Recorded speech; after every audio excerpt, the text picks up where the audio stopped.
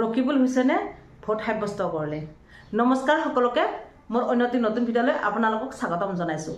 যিহেতুকে আজি দ্বিতীয় পৰ্যায়ৰ ভোট গ্ৰহণ, সকলোৱে ভোট সাব্যস্ত কৰিব আহিছে আৰু আমি জনাত বৰ্তমানৰ ধুবুৰীৰ প্ৰাৰ্থী কংগ্ৰেছৰ ৰকিবুল হুছেইন আৰু তেখেতে আজি আহিছে নগাঁৱত ভোট সাব্যস্ত কৰিব। আৰু এটা কথা, তেখেতে আজি অকলে অহা নাই, তেখেতৰ পত্নী আৰু পুত্ৰকো লগতকৈ লৈ আহিছে ভোট সাব্যস্ত কৰিবলৈ।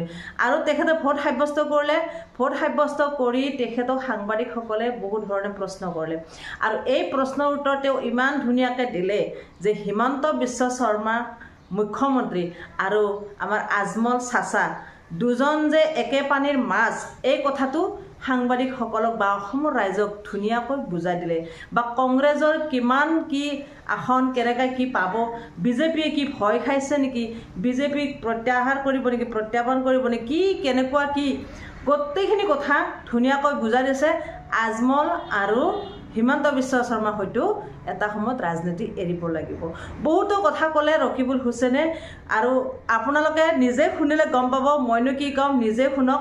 এইখিনিতে এটা কথা কওঁ, যদি আপুনি এতিয়ালৈকে মোৰ চেনেলটো ছাবস্ক্ৰাইব কৰা নাই তেনেহ'লে এতিয়াই চেনেলটো ছাবস্ক্ৰাইব কৰক। তেনেহ'লে শুনক ৰকিবুল হুছেইনৰ নিজ মুখেৰে তেখেতৰ এই মন্তব্য।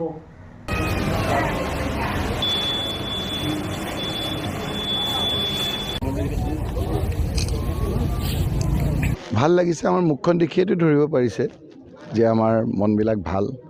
মানুহৰ মনবিলাকো যিটো ঘোপ মৰা এটা অন্ধকাৰ আছিল, সেই অন্ধকাৰৰ পৰা মানুহে পোহৰ বিচাৰিছে।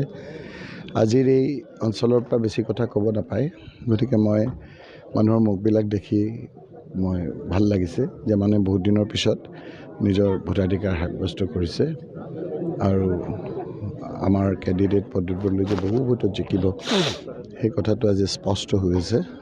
গতিকে সকলোৰে মনবিলাক আনন্দ। পূৰ্বে আপুনি বেলেগ এটা ভোট গ্ৰহণ কেন্দ্ৰত ভোটাধিকাৰ সাব্যস্ত কৰিছিলে, কিন্তু এইবিলাক চব কৰিশ্মা হিমন্ত বিশ্ব শৰ্মা কা। মই আগতে চামগুৰি সমষ্টিৰ বিধায়ক থকা অৱস্থাত মোৰ ভোটটো আছিল আমনিত, এতিয়া তেওঁ কাটি কুটি ইয়ালৈ লৈ দিছে। গতিকে আমিও ভোটবিলাক নিজৰ সমষ্টিলৈ আনিছিলোঁ। এইবাৰ মই যিহেতু ধুবুৰীত উঠিছোঁ, গতিকে ধুবুৰীত মই গৈয়ে আছোঁ, ভোটটো দিবৰ কাৰণে ইয়ালৈ আহিলোঁ। এজন দায়িত্বশীল নাগৰিক হিচাপে আপুনি আপোনাৰ পত্নী আৰু পুত্ৰক লৈ আহিছে ভোটাধিকাৰ সাব্যস্ত কৰিবলৈ, কি ক'ব? সকলো ওলাই আহিব লাগে, এইটো সকলো ওলাই আহিব লাগে, সকলো ভোট দিব লাগে, ভোট দিব লাগে। ভোটটো আপোনাৰ দিয়াটো আমাৰ এটা দায়িত্ব, কৰ্তব্য। আৰু ইয়াৰ মানুহখিনি বৰ সচেতন, যদি কৰ্মৰ কাৰণে বাহিৰতো থাকে আহি যায়, আহি পেলাই ভোটটো দিয়ে। ভোট আপোনাৰ যদি কোনোবা প্ৰাৰ্থী আপোনাৰ, মই বেলেগ তেওঁলোকৰ ধৰণৰ কথা কৈছোঁ, যিসকল ধৰি লওক সেইসকলো আজি ওলাই আহিব লাগে, সকলো ওলাই আহি ভোট দিব লাগে। ভোটটো মুকলি মনেৰে দিছে, সকলোৱে দেখিছে যে এটা ঘোপ মৰা অন্ধকাৰৰ পৰা পোহৰ বিচাৰিছে আৰু সেইকাৰণে তাৰ কাৰণে আপোনালোকে যিসকলে আগতে ভোট নিদি ঘৰতে থাকে সেইসকলো এইবাৰ ওলাই আহিছে। মই এতিয়া খবৰ পাইছোঁ যে আমাৰ বাহিৰত যিসকলে কৰ্মৰ কাৰণে বাহিৰত আছিলে সেইসকলো ইয়ালৈ আহিছে, আহি পেলাই তেওঁলোকৰ পৰিয়ালটোৰ ভৱিষ্যতৰ স্বাৰ্থত এইবাৰ ভোটদান কৰিছে। যোৱাকালি বদৰুদ্দিন আজমলে এক মন্তব্য কৰিছিলে যে ধুবুৰীত আপুনি টকা ঘটিবৰ কাৰণে এখন লাইচেঞ্চ দিয়া হৈছে। আপোনালোকে এইবিলাক ষ্টেণ্ডাৰ্ড অফ আপোনাৰ থিংকিং তেওঁ কি ধৰণৰ, এবাৰ কৈছে যে ধুবুৰীৰ মানুহবিলাক চোৰ ডকাইত ধৰ্ষণকাৰী, এবাৰ কৈছে যে ডেকা ল'ৰাবিলাকে ছোৱালী দেখিলে ধুবুৰীৰ বিশেষকৈ মুছলমান মানুহবিলাকৰ তেজটো গৰম হৈ যায়। হিমন্ত বিশ্ব শৰ্মাই তেওঁক চুটুলুপি যিটো দিছে, আমাৰ তৰুণ গগৈ ডাঙৰীয়া থাকোঁতেও তেওঁ নামঘৰতো যায়, তেওঁ আপোনাৰ গুৰুদ্বাৰতো যায় আৰু ঈদৰ দিনা নামাজো পঢ়ে। তেওঁৰ পুত্ৰ, সুযোগ্য পুত্ৰ, এইবাৰ গৈ শিৱসাগৰত অখিল গগৈৰ লগত একেলগে বিধায়ক, তেওঁ নামাজ পঢ়িলে। সেইটো লৈও হিমন্ত বিশ্ব শৰ্মাই উপলুঙা কৰিলে আৰু বদৰুদ্দিন আজমল ডাঙৰীয়াই তাতে সেইটো হিমন্ত বিশ্ব শৰ্মাৰ সুৰতে তেওঁ তাত নামাজ পঢ়াটো কাৰণে হিন্দু ভাইসকলে ভোট দিব নালাগে বুলি ক'লে। গতিকে এই গোটেইটো মিলন এটা হৈছে, এটা হিমন্ত বিশ্ব শৰ্মা আৰু আপোনাৰ মুখ্যমন্ত্ৰী আৰু বদৰুদ্দিন আজমল ডাঙৰীয়া গতিকে এই ধৰণৰ কথাবিলাক কৈ পেলাই তেওঁলোকে গোটেই সমাজখন পলুটত কৰিব বিচাৰে।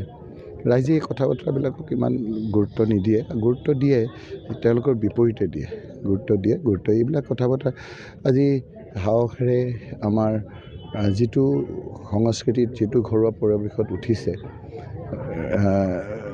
গৌৰৱ গগৈ ডাঙৰীয়া তেওঁ কৈছে যে মই নামঘৰতো এগছি বন্তি জ্বলাওঁ, মই গুৰুদ্বাৰাতো যাওঁ, মই চাৰ্চতো যাওঁ, মই নামাজো পঢ়োঁ, আজিও পঢ়িম, কালিও পঢ়িম, পৰহিও পঢ়িম, বাকীবিলাককো মই সন্মান কৰোঁ। গতিকে মুখ্যমন্ত্ৰী ডাঙৰীয়াই ফাৰ্ষ্ট ফেজত সেইটো লৈ সমালোচনা কৰিলে, ছেকেণ্ড ফেজত মিয়াৰ ভোট নালাগে বুলি কৈ ইয়াত আহি পেলাই তেওঁ মিয়াক তৈলমৰ্দন কৰাত লাগিছে। গতিকে এইবিলাকেই তেওঁলোকৰ চিন্তাধাৰা। এইবাৰ মানে অনুমানটো অকণমান কৰিব নোৱাৰি, মানে বিজেপি মাইণ্ডেড যিবিলাক লোক আছিলে সেইবিলাকো এইবাৰ কংগ্ৰেছক ভোট দিব, কাৰণ ইয়াৰ কেণ্ডিডেটজনক খুব বেয়া পালে। তেওঁলোকে ভাবিছে যে আমি আঙুলিটোৰে সেই পাপৰ ভাগি নলওঁ। যেনেকৈ আপোনাৰ ৰত্নাকৰ দস্যুৱে যে বিভিন্ন ধৰণেৰে নিজৰ ল'ৰা ছোৱালীক ডকাইতি কৰি আনি খুৱাইছিল, পিছত যে ল'ৰা ছোৱালীয়ে যে ক'লে যে আপোনালোকৰ দায়িত্ব আমাক খোৱাটো, কিন্তু চুৰ ডকাইত কৰি যিটো পাপ কৰিছে সেই পাপৰ ভাগি আমি নহওঁ। গতিকে এই কেণ্ডিডেটৰ পাপৰ ভাগি নোহোৱাৰ কাৰণে বহুতো বিজেপি মাইণ্ডেড বিজেপি কৰি থকা মানুহে এইবাৰ নগাঁও লোকসভা সমষ্টিত তেওঁ কালি এটা প্ৰেছক কৈছে দেই, মুখ্যমন্ত্ৰী ডাঙৰীয়াই এনেই টেবুল টকত কোৱা নাই। মই তেখেতক ক'ম they you see the standard of the chief minister of Assam. মই ইংলিছত এইকাৰণে কৈছোঁ যে এই কথাখিনি অলপ বাহিৰৰ মানুহ জানিব লাগে। They you see the standard of the chief minister of Assam, it reflects his mind and his surrounding and his companion. মই আকৌ কৈছোঁ যে এই কথা বতৰাবিলাকে মুখ্যমন্ত্ৰী ডাঙৰীয়াই কোনবিলাক মানুহৰ লগত বহা উঠা কৰে, কোনবিলাক মানুহৰ লগত কথা বতৰা পাতে, কোনবিলাক মানুহৰ লগত তেওঁৰ ভাৱৰ আদান প্ৰদান। তেওঁ কৈছে যে মইতো চামগুৰিলৈ গৈছিলোঁ, চামগুৰি মানুহখিনিয়ে মোক ক'লে যে তাত চকুৰালি জিকিব, তেওঁ যিটো দেখিছে